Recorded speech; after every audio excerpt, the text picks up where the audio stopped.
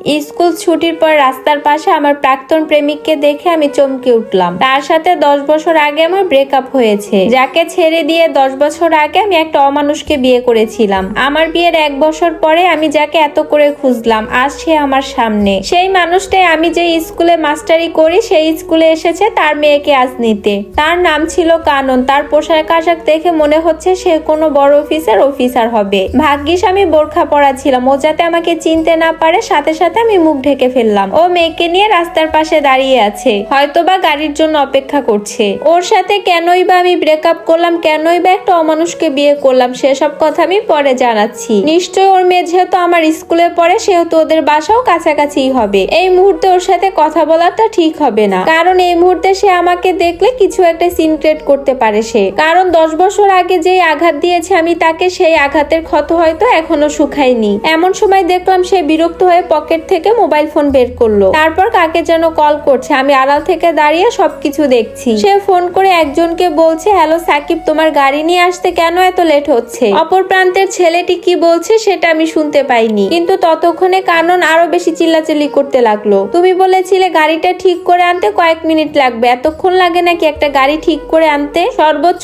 10 minute, বড় জোর 20 minute, কিন্তু তুমি অফিস থেকে গাড়ি নিয়ে গিয়েছো প্রায় 2.25 ঘন্টা। আমি মেয়েকে নিয়ে স্কুলের সামনে দাঁড়িয়ে আছি, তোমার আসতে আর কতক্ষণ লাগবে? বুঝতে পারলাম কানন তার নিজের গাড়ির ড্রাইভারের সাথে কথা বলছে, এবং এটাও শিওর হলাম সাথের মেয়েটি তার নিজেরই সন্তান। এরপর কাননকে বলতে শুনলাম, ঠিক আছে তুমি গাড়ি নিয়ে বাসায় চলে আসো, আমি অটোতে করে মেয়েকে নিয়ে বাসায় যাচ্ছি। কথা বলেও মোবাইলের লাইনটা কেটে দিল। আমি মনে মনে সিদ্ধান্ত নিলাম আজ ওর বাসাটা আমি চিনে রাখবো। কিছুক্ষণ পর দেখলাম সে একটা অটোতে সিগন্যাল দিল, এরপর সে অটোতে করে তার মেয়েকে নিয়ে চলে গেল। কিন্তু আমাকে তো ওকে ফলো করতে হবে। আমিও একটা অটোতে উঠে ওর পিছন পিছন গেলাম। অটোতে উঠে আমার মনে পড়তে লাগলো সেই 10 বছর আগের কথা। 10 বছর আগে আমি কাননকে একটা রেস্টুরেন্টে ডেকে এনেছিলাম। আমার আসার আগে কানন এসে বসে আছে। আমার আসতে লেট হওয়াতে কানন বলল, 1 ঘন্টা ধরে রেস্টুরেন্টে তোমার জন্য অপেক্ষা করছি, আমাকে আসতে বলে তুমি এত লেট করলে কেন? আমি বললাম, আমি তো তোমার মতন বেকার নই। আমার কথা শুনে কানন তখন হেসে দিল আর বলল, এই ম্যাডাম, আপনিও কোনো কাজ কাম করেন না, শুধু লেখাপড়া করেন। আমি বললাম, সেটাও একটা কর্ম, কিন্তু তুমি লেখাপড়া শেষ করে এখনো কোনো কাজকর্ম করতে পারছো না, তুমি অকর্মা। কানন বলল, তোমার সাথে প্রেম করছি, এটাও তো একটা কর্ম। এরপর আমি বললাম, দেখো কানন, তোমার সাথে আমি একটা সিরিয়াস কথা বলার জন্য এখানে ডেকেছি, তোমার সাথে আনন্দ ফুর্তি করার জন্য না। কানন বলল, আচ্ছা ঠিক আছে, আমি এখন সিরিয়াস, তুমি তোমার কথাগুলো বলো। আমি বললাম, দেখো, বাসা থেকে আমাকে বিয়ে দেওয়ার জন্য চাপ দিচ্ছে। মা বাবা বলছে আমাকে আর বেশি দিন পড়াবে না, বিয়ে দিয়ে দিবে, আর হাতে নাকি ভালো একটা পাত্রও আছে। সাথে সাথেই কাননের হাসি মুখটা কালো হয়ে গেল। মন খারাপ করে সে বলল, তুমি কি ডিসিশন নিয়েছো? আমি বললাম, আমি তো তোমাকে চাই। ও বলল, তাহলে সমস্যা কোথায়? আমি বললাম, সমস্যা তুমি বেকার। আমার কথা শুনে সে চুপসে গেল, কারণ বেকারত্বের অভিশাপ তাকে কয়েক বছর ধরে ভোগাচ্ছে।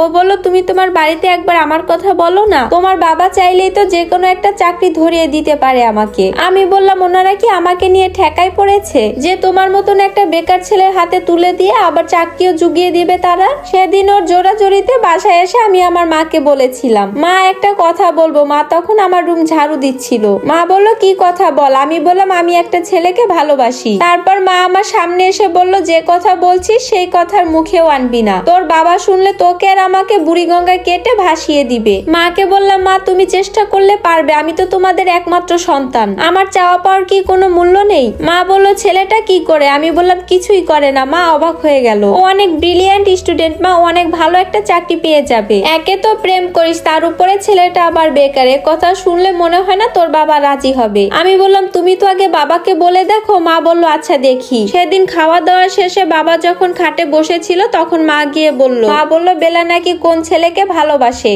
এরপর বাবা কিছুটা উত্তেজিত হয়ে বলল, এই কথাটা বলার আগে তোমার অনেক ভেবে চিন্তে আমার কাছে বলার ছিল। তুমি ভালো করেই জানো আমাদের বংশে এসব চলে না। আমি সহ্য করতে না পেরে কান্না করতে করতে রুমের ভিতরে চলে গেলাম। সেদিনের পর বাবা মা আমাকে আর কলেজে যেতে দেয়নি, রুমের ভিতর আটকে রেখেছেন। আজ আমাকে পাত্রপক্ষ দেখতে আসবে। আমার বারবার কাননের কথা মনে পড়ছে আর নিজের অজান্তে চোখ বেয়ে পানি পড়ছে। আমি চোখের পানি মুছে স্বাভাবিক হওয়ার চেষ্টা করছি। তারপর মা আমাকে পাত্রপক্ষের সামনে নিয়ে গেলেন। ছেলেটাকে দেখে এক মুহূর্তে আমি কাননের কথা ভুলে গেলাম। আমার কেন জানি এই ছেলেটাকে অনেক বেশি ভালো লেগে গেল।